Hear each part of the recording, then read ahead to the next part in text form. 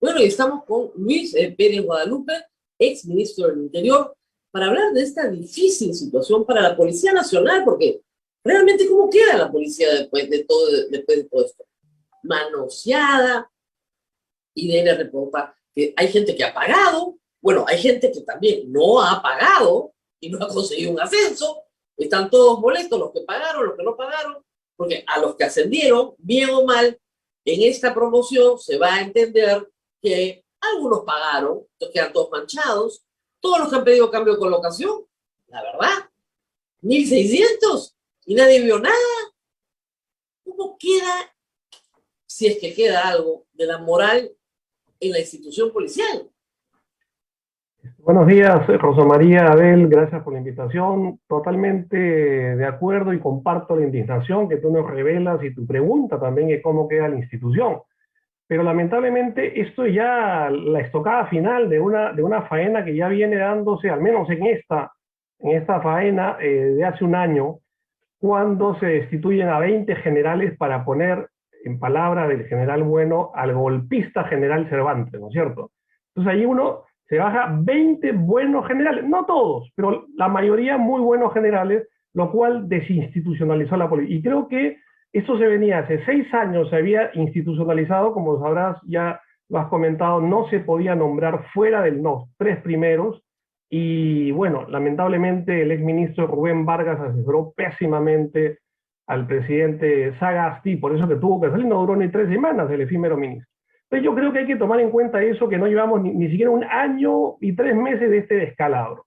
Entonces lo que tenemos ahora realmente ya es inverosímil, surrealista, y desde ese año 3 meses que sucedió esto, bajó muchísimo la moral de los suboficiales, de los oficiales, y a esto hay que agregar lógicamente lo que sucedió para la destitución de Merino, que hubo mucho rechazo a la policía, y esto la verdad ha golpeado muchísimo. La pregunta es, ¿por qué no hay policías en la calle? Porque muchos de ellos cuando yo hablo, le digo, me dice, ¿para qué, pues, doctor? O sea, ¿para que me maten? ¿Para que yo actúe y después me enjuicien? ¿Para después ya actúo bien y después me trasladen a Huancazancos? Es decir, y esa es la pregunta, si tú no ves institucionalidad, ¿qué te queda? Y aquí una frase que aprendí cuando estaba en el ministerio, un general me lo dijo, aquí funciona la estrategia del tornillo. Te dijo, caramba, esa estrategia nunca me la enseñaron, ni en Centro, ni en la Pacífico te enseño. Y él me dijo, doctor, usted cambia la cabeza, cambia general y todo da vuelta. Si la cabeza es buena, todo lo demás tiene que ir bien. Entonces, si la cabeza está podrida, me dijo así de frente, no espere mucho de lo demás. Y creo que no solamente la cabeza de la policía en este momento, que es tu pregunta, sino creo que la cabeza del gobierno. Hablemos un momento de la cabeza del gobierno. Mirta Vázquez, ¿cómo queda en todo esto pintada en la pared? No queda. Yo creo que No no queda. queda nada ya. Mira, cuando entró Mirta Vázquez por Guido Bellido, bueno, la verdad es que yo salí también a hablar muy bien de ella y que era un gran cambio, inclusive en su lucha con Barrenzuela, ¿se acuerdan? No sé si se acordarán Claro, de este lógico. señor. Bueno, se acordarán de su fiesta y de su vecina en todo caso, pero bueno. Entonces la hizo bien, la hizo bien. Pero ya después de que salió a cerrar 4 minas al mismo estilo castillista, dije, ¿qué pasó? ¿No? Y ahora, la verdad, ya ha quedado muy despintada. Y a ver, los chotanos son buenos negociantes. Yo no sé qué le pasa al presidente porque acaba de cambiar pues a un mal ministro por 2, perdón, a un mal general por 2 ministros. Ya va uno. Claro. Pero Mirta Vázquez yo creo que es cuestión, si es que ella quiere mantener el poco capital político que le queda y pasar a la historia un poquito coyuntural de haberle renunciado a Castillo, porque después todos los que trabajen con Castillo van a quedar muy mal, es decir, por lo menos tendría que renunciar, ya digo, también por dignidad, porque no le han hecho caso, no le han tenido en cuenta, bueno, prácticamente expulsan a tu ministro, es decir, a Guillén, ¿para qué estás? O sea, yo he tenido la suerte... La gran pregunta en esto, yo creo que Mirta Vázquez tiene que renunciar, como usted dice. Si quiere tener capital político a futuro, no le queda otra, pero no sé si lo esté evaluando o no, pero ¿qué queda esto del presidente de la República? Benigno Guillén ha dicho este fin de semana en Epicentro que hay un gabinete en las sombras. Nosotros hemos dado cuenta de todo este entorno de asesores, subsecretarios, en fin, gente que entra y sale del Palacio de Gobierno. ¿cómo queda el presidente? Porque la gran pregunta que se hace todo el Perú hoy ¿es o se hace? Y no estamos muy seguros. Yo creo que es, pero ¿qué cosa es? Esa es la pregunta del millón. A ver, yo ya lo he dicho ya hace semanas, muchas semanas, que yo ya no me pongo a preguntar o a cuestionar o a averiguar qué quiso hacer, decir el presidente. Para mí es un problema más de fondo, un problema más amplio y un problema peor. Para mí, ya digo, es mi opinión personal, que me disculpe, pero tengo derecho a decir mi opinión. Hay un problema, digamos, que no hay conciencia psicológica del presidente. O sea, ese para mí es el problema. No tiene sentido de realidad. Él vive en un mundo paralelo o de negación, dice una cosa hoy, mañana dice lo contrario y pasado dice una tercera opción sin el mayor remordimiento o pudor. A un público le dice una cosa y al otro público le dice todo lo contrario. Viene la presidenta del Congreso, Alba, y le dice una cosa y al día siguiente saca un tweet y dice todo lo contrario. A los empresarios le dice una cosa, pero va a una comunidad en el centro y dice todo lo contrario. Es decir, yo creo que ahí es un problema psicológico. Yo no voy a entrar a temas de si incapacidad moral permanente, porque es un tema, eso también es una definición constitucional que ni siquiera tiene aspecto jurídico esa definición. Pero bueno, para mí es conciencia psicológica y por ende inconsciencia moral. ¿Ok? Entonces el problema para mí es, hagan lo que hagan. Yo sé que muchos periodistas, y aprovecho, por ejemplo, en la República y todos los demás, en este fin de semana se han arremetido contra Castillo, pero dicen, bueno, hay que apoyarlo. Yo ya perdí la esperanza de apoyar un gobierno democrático como este, porque si tienen a la cabeza, ya digo, según mi impresión, a una persona que no tiene conciencia de realidad, hay que buscar una salida justa, democrática, inclusive legal y constitucional a este problema, porque yo no veo salida. Yo ya le perdí la confianza. Mira, el 29 de julio, porque el 28 dice una cosa y el 29 hace otra cosa nombrando a Bellido. Entonces el mayor intangible que tenemos todas las personas, Rosa María, y las instituciones es la credibilidad, la confianza. Entonces si la gente no confía en ti y te dice que el 60%, 70% te dice que eres un mentiroso, bueno, ¿qué gobierno nos espera? Yo ya perdí las esperanzas. Bueno, recordemos que tuvimos un presidente, bueno, varios, ¿no? Sumamente mentirosos. Yo puedo hacer un recuento ya de la mitomanía de Alejandro Toledo, que mató a su mamá 2 veces, ¿no? O bueno, Alan García, que era lo más mentiroso que he visto en mi vida. Y digamos, Pedro Pablo Kuczynski, me consta, porque o sea, me pasó a mí, me dijo que no iba a indultar a Fujimori. Hasta ahora me insultan, me lo dijo, no voy, y no solamente me lo dijo a mí, se lo dijo a Gustavo Gorriti, se lo dijo a Pedro Catariano, y al día siguiente me indultaba. Entonces, es gente, y yo creo que para ser presidente, mienten, o sea, son mitómanos, mienten. Entonces, de repente, pues, es algo que se te pega cuando llegas a la presidencia. El problema es cuando vienes con eso. El paralelo más cercano quizás es con Toledo, ¿no es cierto? Ahora, pero la diferencia de quizás yo veo entre Toledo, que tenía, como tú bien dices, costumbres mitómanas o etílicas, pero por lo menos dejaba gobernar a su equipo. O sea, nombraba un buen equipo y lo dejaba gobernar y no obstruía, digamos, el buen gobierno. Aquí tenemos todo lo contrario. Ahora, si yo parto de que tiene una inconsciencia psicológica, moralmente no sería un mentiroso. Técnicamente sí, objetivamente sí, pero yo creo que él, al no tener conciencia de realidad, tampoco tiene conciencia de mentira. O sea, Toledo yo creo que sí sabía que mentía y todos los demás también. Claro. Pero él no, yo parto de que ya perdió. Bueno, pero, doctor, usted no solamente es abogado, sino un doctor en teología. Lo que está diciendo es que es inimputable. Que no tener conciencia moral implica que tienes una grave alteración de la conciencia en las definiciones del Código Penal. Este señor es inimputable. Y lo que se necesita ya no es una acción legal, sino un peritaje psiquiátrico. Pobre psiquiatra el que se lo haga en todo caso. Pero digamos, yo no voy a entrar a los términos, ya digo, que son constitucionales, pero que no tienen nada de legal. Eso Claro.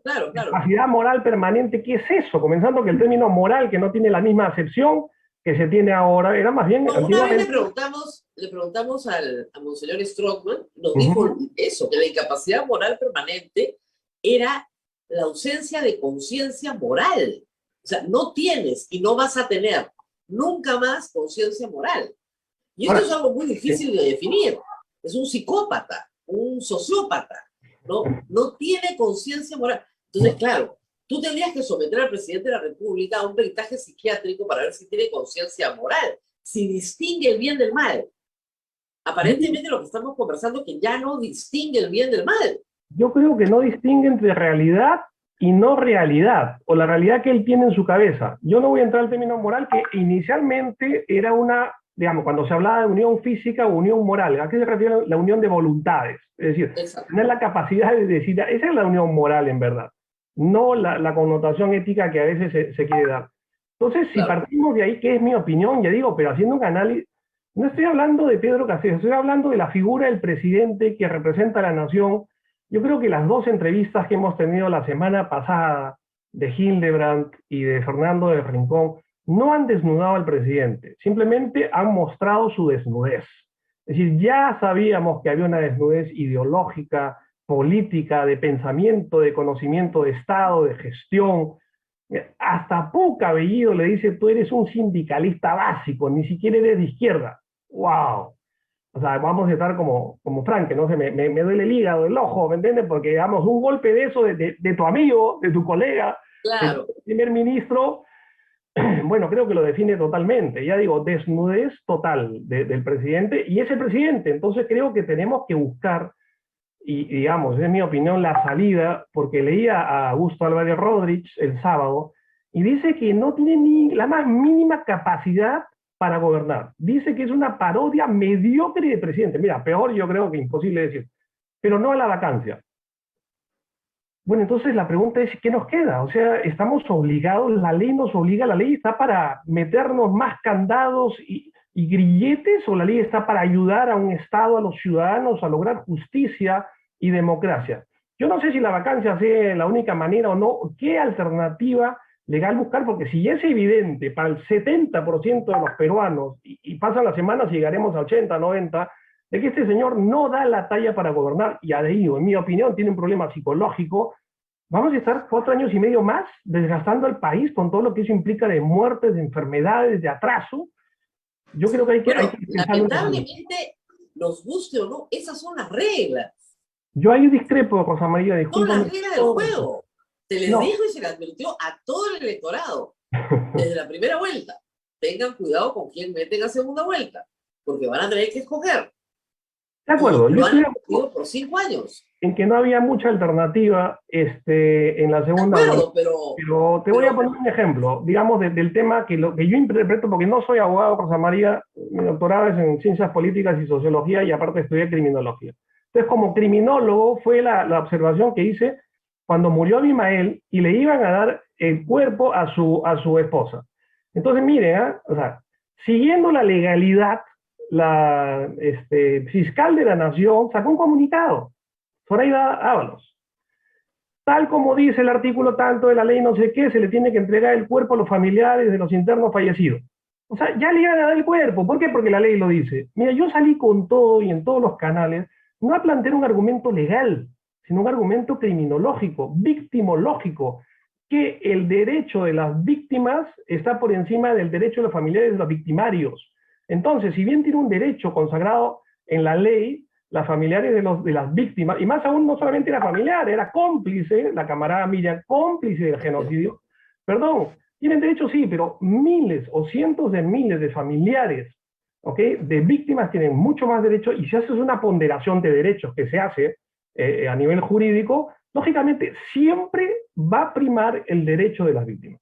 Me preguntaron, entonces, ¿cómo se hace legalmente? Le dije, yo no sé, yo no soy abogado, eso que lo resuelven los abogados.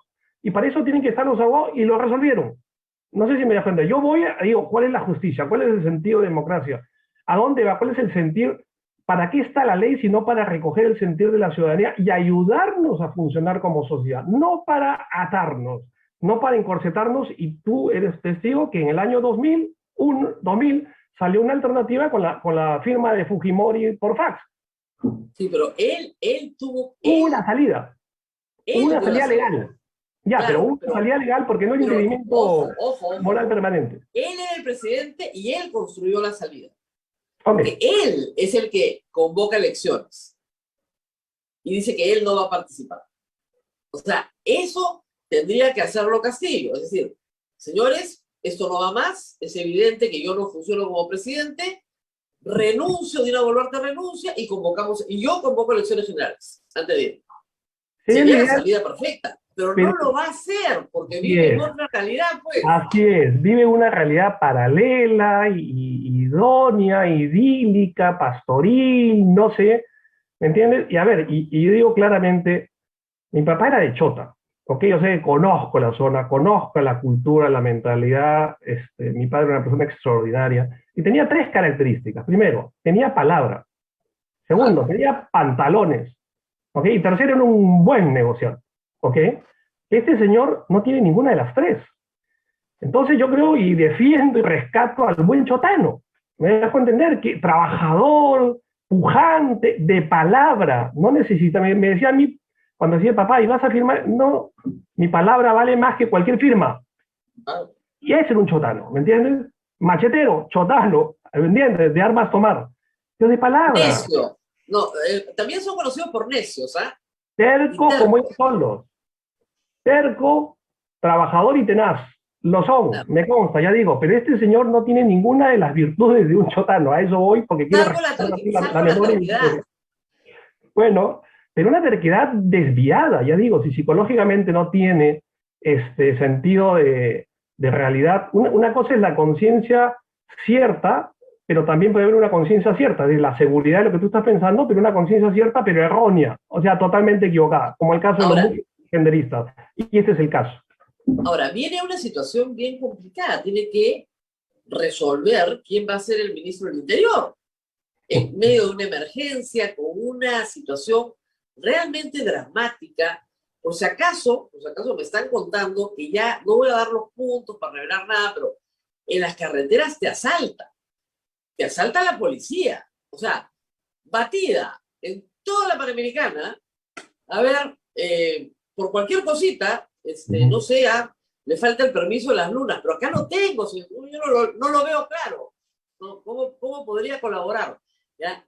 Eso está pasando en todas las carreteras del Perú, pero claro, si han costado 5.000 soles el traslado, tienes que rentabilizar para pagar pues en la inversión, ¿no? Entonces, ojo, hay un problema de corrupción rampante en la Policía Nacional que afecta a la población día a día, ojo. Hay un problema de delincuencia gigantesco, porque acá te matan por un celular. Este fin de semana han matado un par por celulares. Celulares. Muy bien. Se supone que hay más de 1 millón de celulares robados. ¿Ya? Muy bien. Y hay que elegir un ministro del Interior. Y la pregunta es, ¿quién le va a aceptar? Así es, Rosa María. Nadie que se precie, que tenga autoestima y prestigio personal, profesional, creo que le va a aceptar este cargo después de lo que ha hecho con Guillén, ¿no es cierto? O sea, y ese es el problema. Ahora me da mucha pena. Claro, es peor que el gabinete Merino, es peor, porque los que aceptaron a Merino, por lo menos ideológicamente tenían un proyecto, ¿no? Acá no hay ni eso. Entonces, ¿quién te va a aceptar? Y si se va Mirta Vázquez, ¿quién te va a aceptar que no sea del grupo probablemente de Cerrón, ¿no? Que también está zafando cuerpo, porque si algo tiene Cerrón, que sí, es un político estructural, un comunista orgánico, digamos, sabe perfectamente oler cuando el barco se está hundiendo, porque ahí saltan todos, y ya olió hace rato que el barco se va a pique. Todo el tiempo dice en Twitter, este no es nuestro gobierno, este no es nuestro momento, nosotros vendremos después. Pero quizás la gravedad de lo que tú planteas es que Cerrón ya le quitó el apoyo al ver que no era, bueno, felizmente, un gobierno de extrema izquierda, ideologizado como el de Cerrón, en ese sentido ideologizado. Pero ahora lo que vemos es que la llamada izquierda moderada, izquierda democrática, este fin de semana también le quitó el apoyo. ¿No? O sea, varios tweets de gente de izquierda que ya, yo mido un poco por la República, ¿no? Ya este fin de semana hasta la misma República. No, el editorial de hoy de la República es clarísimo. Yo anoche pregunté, ¿por qué lo adelantan? Porque todo tiene su límite.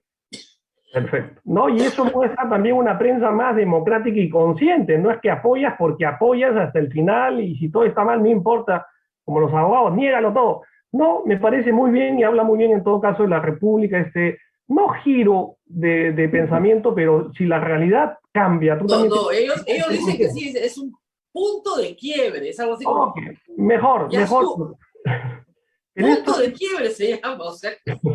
está bien, un punto de inflexión, está bien en los clivajes famosos en la política, un parteaguas, me parece muy bien, porque la realidad se impone, el criterio de realidad de Rosa María es evidente, o sea, todos lo sabíamos, pero se hace evidente, creo, a raíz de estas dos entrevistas, no digo tres porque la tercera, la verdad, ni cuenta, digo No juega.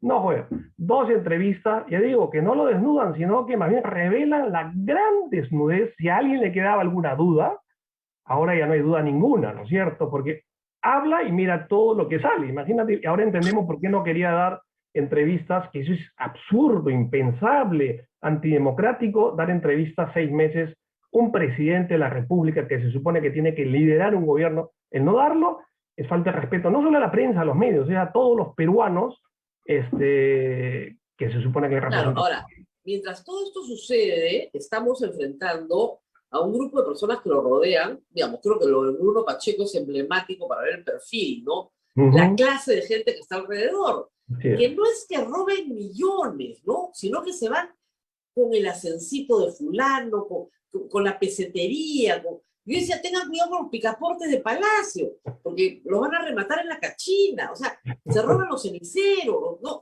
Las cortinas, las alfombras.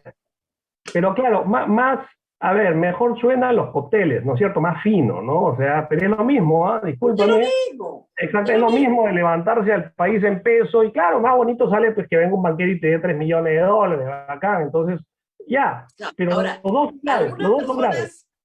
algunas personas lo que dicen es, esta es la misma corrupción, el tipo de corrupción de los gobiernos regionales. Sí. O sea, los dinámicos del centro, te cobran los brevetes, te cobro tu puesto CAS, me pagas, ¿no? El primer es para mí, después te consigo tu CAS. O sea, es la corrupción regional, que es amplia en todo el Perú, traída al gobierno nacional para hacer en el mismo con el mismo modus operandi, ¿no es cierto? De las cositas, pues, oye, reparte, pues, somos tus paisanos, ¿no? O sea, ¿qué te pasa? Y cuando le dicen al presidente, no se olvide, esa es la típica, ¿no? No se olvide de nosotros, lo que están diciendo es, ¿cómo es? O sea, ¿cuánto nos va a tocar a todos? Qué bonita comparación la que haces, me hace acordar en los años 60, 70, mucho migrante salvadoreño fue a Estados Unidos, Los Ángeles, y formaron ahí bandas juveniles. Estados Unidos manda 2 aviones y los saca a todos los pandilleros ahí y los pone en El Salvador. Y claro, y ahí nace la Mara Salvatrucha, ¿no es cierto? Y que ahí otra vez invade todo Centroamérica y otra vez, o sea, la mala gestión de que llegas a provocar algo peor de lo que querías evitar en tu sitio, y es lo que ha sucedido con la mala regionalización que has hecho, porque también has regionalizado la corrupción. Antes quizás era todo centralizado, no has descentralizado las decisiones, has descentralizado la corrupción, has vuelto microcorrupción, corrupción regional, cuántos presidentes regionales o gobernadores que se llaman ahora están acusados, procesados o encarcelados, y ahora eso te rebota otra vez al gobierno central, ¿me entiendes? Entonces, querías librarte, ya que vayan para allá, mira, te rebotó en la cara, ya digo, igual que los norteamericanos al deportar a estos de Mara Salvatrucha, ¿no? Lo que dices es cierto, la mentalidad es, a ver, en la escala de Colbert de desarrollo moral, o sea, el primer nivel es el egocentrismo total, que es cuando uno nace, pero después viene un grupocentrismo, ¿no es cierto? No tienes una conciencia de país, de normas universales, de moral, de ética universal, sino más bien tus decisiones están en base a apoyar y defender tu grupo. Y lo haces todo por tu grupo. Esté mal o esté bien, no importa, pero es tu moral de grupo, no es ética, es tu moral de grupo. Creo que a nivel político hemos llegado a eso que ya existía con la moral de partido, ¿no es cierto? Si defendías tu partido, así lo estés diciendo mal, hay que defender, no es que un congresista de mi partido, no, es que el gobierno es de mi partido. Ahora ya, como no hay partido, no hay nada que de grupo de paisanos, de grupos de la calle. Kuczynski también tenía de los grupos de su playa, ¿no es cierto? De veraneo también se dice. Claro, o sea, Friends and Family, claro. Así es. Entonces no es el único. Ojo, no es que Castillo vino a inaugurar un tipo de gobierno de este tipo, ¿ok? Pero la verdad es que lo ha llevado a su máxima expresión. Esperemos que sea la máxima expresión y que esto acabe pronto, ¿no? ¿Qué tan pronto crees que acabe? Es una pregunta que Rincón le hacía al propio Castillo. ¿Usted cree que va a terminar su gobierno? A ver, yo creo que no es sacarlo por sacarlo o que se vaya porque se vaya. O sea, yo creo que tiene que haber un aspecto de muchísima madurez ciudadana y política. ¿Por qué? Porque si analizamos el Congreso, discúlpame, no tiene mayores méritos ni aprobación popular que el Ejecutivo. O sea, tampoco es que tengamos grandes luminarias o buenas gestiones ahí. Y si vemos después del Congreso, ya, se va Castillo, ¿y quién viene? O sea, las alternativas políticas ahora, ¿quiénes son? A ver, de la ultraizquierda nos vamos ya a la ultraderecha, o sea, frente a Cerrón, ahora viene Porqui, no veo, porque hacía económicamente una gestión mucho mejor orientada, no va a Además, calmar hoy las día se protestas publica populares. una encuesta de aceptación. Los que peor salen son López Aleda, Keiko Fujimori y Acuña. O sea, que A son eso los voy. que más o menos tenían opción, ¿no es cierto?, en la última campaña, por resultados. No, no tanto por ellos mismos, pero sí por sus partidos, que son los partidos que más votación han sacado. Bueno, ese es el gran drama del país y de la política peruana que ha sido desgastando en los últimos años, de no tener alternativa, ya digo, ni en el legislativo ni en los partidos políticos. Entonces, los partidos políticos ahorita, ¿qué son? Grupos de interés. O sea, tu grupo de interés formas un partido, ¿no es cierto? Que es tu universidad, que, ¿me entiendes? Si narcotráfico, si tu grupo es económico, ya no hay concepción, creo yo, de partido que tienen el objetivo del bien común. No, buscar tu propio interés. Entonces esos grupos de interés se convierten en partidos políticos y es lo que tenemos ahora, que tú dices, ¿por qué votan? ¿Por algún sentido de país, de gobierno? No, de Entonces, tus intereses propios. claro, la respuesta es esta. Castillo no se va porque no hay una transición definida. Pero en el momento en que haya una transición definida y unos líderes políticos de recambio que sean más o menos potables, probablemente se vayan. Y Yo creo que sí. esa transición definida tendría que pasar por la destitución, pero la destitución solo es posible por 4 causales. Y la única a la que se ha acercado, pero todavía no, es traición a la patria, que es la única que permite una destitución. De Pero acuerdo, pero nuevamente, el Congreso, que tiene una peor aprobación que el presidente, sí. es el único ente que puede sacar al presidente del poder legalmente. Y ese es el Y drama, este también el Congreso que Congreso tenemos. no Mira lo va a sacar. un botón de muestra que tú mencionaste el día viernes o jueves cuando entrevistaste al doctor Bosa, le están eligiendo a los próximos miembros del Tribunal Constitucional, ¿no es cierto? Y ahí esa comisión, ¿qué cosa sabe de un artículo indexado? ¿Entiendes?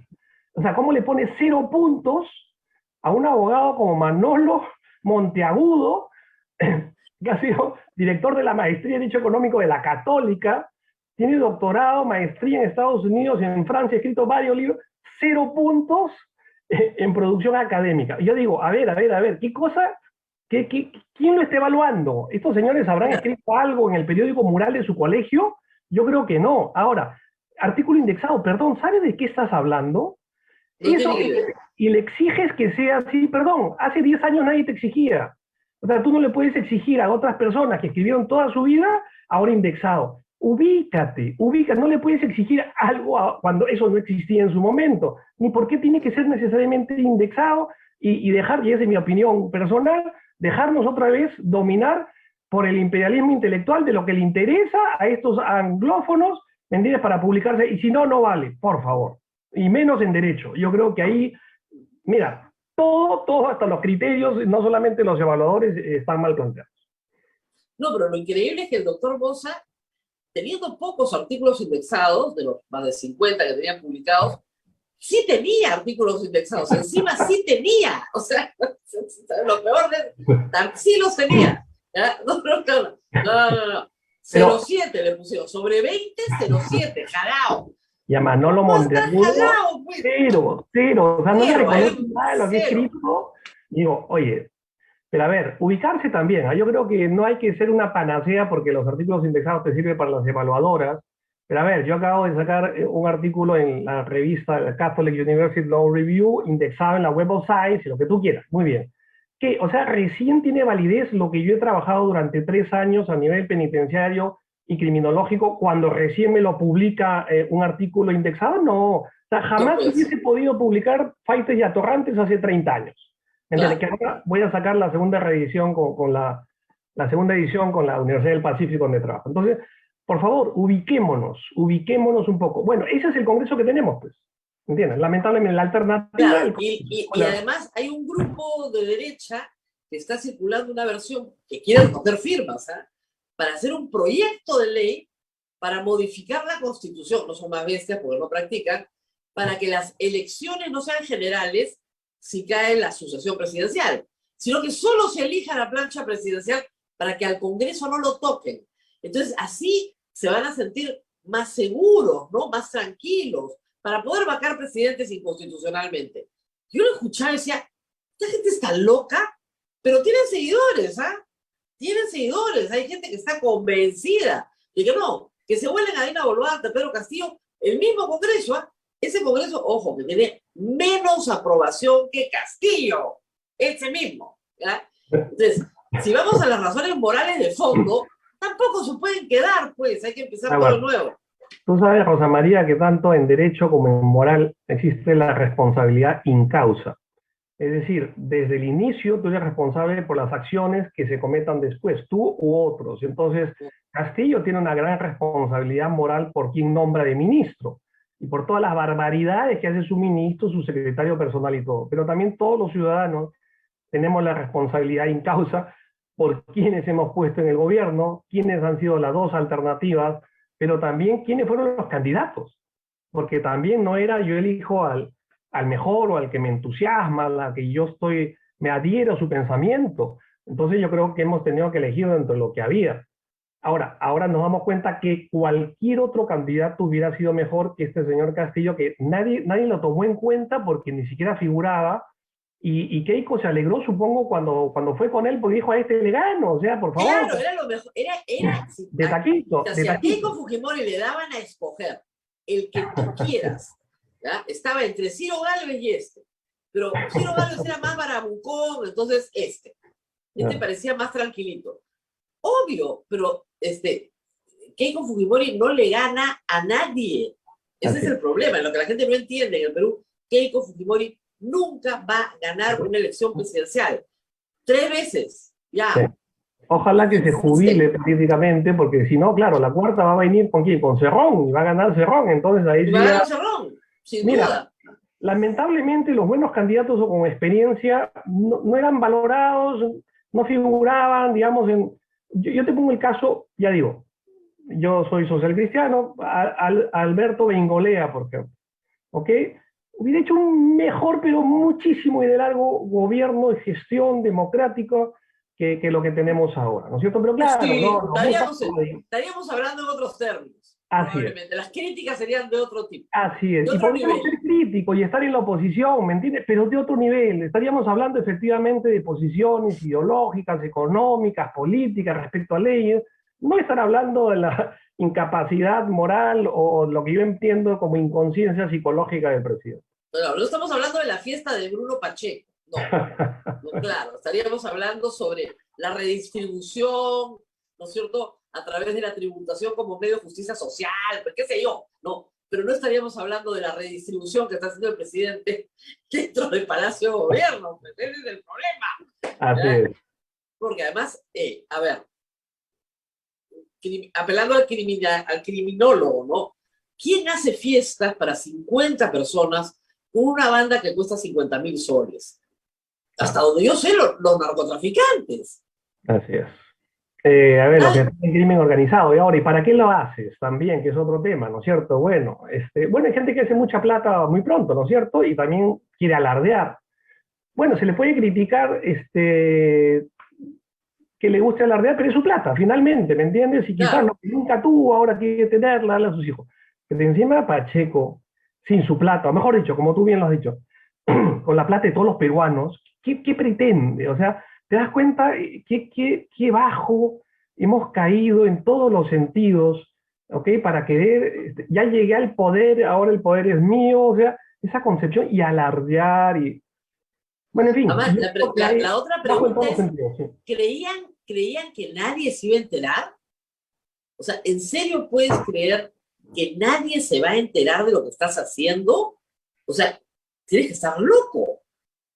Hijo, la fiesta de la niña del presidente de la República, que él no sabía que le estaban haciendo un cumpleaños a su hija. Ya por último, ¿qué clase de padre es ese, por el amor de Dios? Que no sabes qué cosa pasa en tu casa. O sea, Mira, ¿no? ahí hay dos cosas, Rosa María, frente a tu pregunta. Michel Foucault decía que nada incentiva más el delito que la impunidad. Y si vemos una historia de impunidad del país, ellos dicen también que es el segundo criterio, a mí no me van a atrapar. Entonces, pues claro, si lo han hecho ellos, yo por qué no. Y en el Perú, como yo siempre le digo a mis amigos, no existen secretos, no hay secretos, o sea, por favor, y menos cuando un evento público. Entonces, ya digo, es falta conciencia también, sigo pensando, de realidad en general, o sea, ¿qué pensaba Pacheco? ¿Qué piensa Castillo? Yo no sé, yo ya ni me pregunto. Lo único que quiero es salir de esta pesadilla como Perú, como peruano. Veo las próximas generaciones sin esperanza de vivir en el Perú. Eso a mí lo que más me... O sea, lo que estamos perdiendo no solamente es plata, no, es oportunidad de país con nuestras nuevas generaciones. Yo tengo un hijo, ¿me entiendes? Universitario y entró con todas las ganas de servir al país y ahora me pide, papá, ¿y a dónde te gustaría ir a vivir? Bueno, acá, yo dijo, acá, y hay que lucharla desde Ahora, dentro. yo lo que Mira le tu digo, generación, ¿no? por si acaso, Luis Pérez y Guadalupe y yo tenemos más o menos la misma edad. Yo lo que les digo es que nuestros hijos están bastante mejor equipados que nosotros y nosotros la pasamos bastante peor, pero bastante peor. Así que no se quejen los muchachos que no Así es. vivieron a Alan García primero. Eso es otra cosa. Esto ni se le parece. O sea que, por favor, dejen de quejarse, que no vivieron ni a Alan García primero Se le está ni al pareciendo. terrorismo de los 80. Se le está pareciendo a Alan García, ¿no? O sea, este gobierno yo creo que uno dice no puede ser peor y si es peor, pues también en los congresos siempre decíamos, no, ya no puede ser peor el Congreso. Habían los llamados, y pongo entre comillas, como se decía, el come pollo, robecable, lavapiés, dice, peor que esto no hay, no, y peor. No, peor que este no hay, no, y peor. No, peor que... Entonces, no podemos estar jugando a, bueno, peor Pero que yo esto creo no hay. que hasta ahorita el Congreso vacador, el que se acaba de ir, es el peor de todos. ¿Ah? Ese es el más brutal. Porque se tiraron algo así como De acuerdo. 20 normas inconstitucionales, o sea, 20. No sabían ni legislar. O sea, no había forma de que Pero legislaran tenemos bien. a sus herederos políticos, que es Alianza para el Congreso, Acción Popular, y si no pueden hacer más daño al Congreso porque tienes un enemigo común que es Castillo. O sea, también por eso. Si lo dejaran más cancha libre, yo creo que harían igual o más daño, porque viendo los elementos que tenemos y sus intereses, no lo hacen peor porque no tiene más espacio, como dices tú, ¿no es cierto? O sea, el Ejecutivo, la verdad, que pinta es un espejo con el Congreso. Entonces, a eso voy, ir más de fondo, que tenemos que construir ciudadanía de partidos políticos. Entonces, y la Policía Nacional, ¿cómo se reconstruye después de este terremoto? Como dice, ya tiene más de un año el terremoto, pero solo parece ir en declive, sin ninguna posibilidad de reconstitución. Sigo con la estrategia que a mí me contaron en el ministerio, que es la política del tornillo. Claro. Pones buenas cabezas, comienza a circular, ¿me entiendes? Todo otra vez. Creo yo, ¿va a tomar tiempo? Sí, muchísimo. Pero te digo dos cositas, anécdotas cuando pasé por el ministerio, en el tema de los ascensos que también lo tuve que ver. Un general me dijo, cuando veíamos el tema y discutíamos, porque hay que discutir, pues para eso eres ministro. O sea, mira lo que ha hecho Guillén ahora. Le ha dicho al general, perdón, no estoy de acuerdo con lo tuyo. Y eso es lo que tiene que hacer un ministro, filtrar justamente y evaluar con el comandante general. Yo se lo escucho a Elich y se jactaba de decir, nosotros no hemos observado nada lo que nos ha mandado el comando policial. Y decía, Dios mío, ¿y para qué eres ministro, Boy Scout? ¿Para qué eres ministro? Esa es tu función. Abelino Guillén nos ha puesto ahora en evidencia que una frase que a mí me dejó sin palabras, cuando un general me dijo, discutiendo, me dijo, bueno, qué bien que podamos discutir esto, pero aquí hay una frase lamentable, él decía, que es que el que estudia aprende, y el que tiene plata asciende. ¡Wow! Dije, Dios mío. Y me explicó él, un general muy bueno, me decía, porque si esta gente, porque él, digamos, hombre modesto, no tenía casas ni carros, ¿me entiendes? Y, o sea, su trayectoria la avalaba. Me dijo, doctor, si usted tiene que pagar para ingresar a la escuela de la policía, ya pues, o sea, ¿quiénes recibimos, no es cierto? Entonces tenemos ese drama también, no es ahora, ahora se revela porque encima de toda esa, no mayoritaria, quiero creer que no, cultura institucional de la policía, pero si ahora encima tenemos esta cabeza que no funciona, por no usar otro término más fuerte, todo lo demás se te viene abajo, o sea, se te viene abajo, Rosa María, lamentable, lamentable teniendo tanta gente que ha dado su vida, han muerto 600 policías en COVID, sin vacunas, nos hemos tenido héroes policiales, gente que ha trabajado conmigo, que la verdad me saco el sombrero, que hasta ahora me escriben, los llamo, conversamos, generales, que tú decías, este es un general, me dejó en ver, que agarraba y daba la pepa en un operativo, se iba adelante con su gente. Y me decía, si yo no voy adelante, entonces ¿cómo voy a liderar e incentivar a mi gente? Y él iba y daba la pepa, pues daba la cara, iba adelante. Esos eran los generales. Y ahora, claro, ¿qué incentivo tiene, qué visión puede tener una persona que tiene 35, 40 años de servicio en tu institución y ve a un tipo como Barrenzuela de ministro? Y lo ha tenido antes, ¿entiende? Con 150 amonestaciones que lo tuvieron que votar de la policía, y ahora este ministro desincentiva. Pero yo creo que, y yo soy optimista por default, tenemos que salir adelante, retomar nuestras instituciones, en este caso la policía, que es lo más urgente ahorita, creo, junto con la economía y la salud en el país. Claro. Y adelante, adelante. Yo creo que no, hay que seguir luchando en la trinchera donde... Muy bien, muchísimas gracias a Luis Pérez Guadalupe, antes de que se nos vaya el tiempo y todo me reniegue por irme de largo. Gracias por haber estado con nosotros. Muchas gracias, Rosa María, a ti y a Abel. Nos vemos, un gusto como siempre escucharte y ahora... Abel, ya no hay más preguntas, ¿verdad? Todas preguntas qué hacer. Yo no sé qué hacer, no tengo la menor idea de qué hacer. Así que cálmense todos si tuviera que hacer, pero nos vamos a seguir quejando, vamos a seguir protestando y vamos a seguir diciendo esto está mal. Eso es lo que hay que hacer por ahora, no nos queda más que eso. Pero no podemos convivir con un esquema de corrupción sin decir nada, pues. No, eso no lo esperen de nosotros. Eso no va a pasar. Gracias a Luis Pérez Guadalupe por haber estado con nosotros esta mañana. Muchísimas gracias.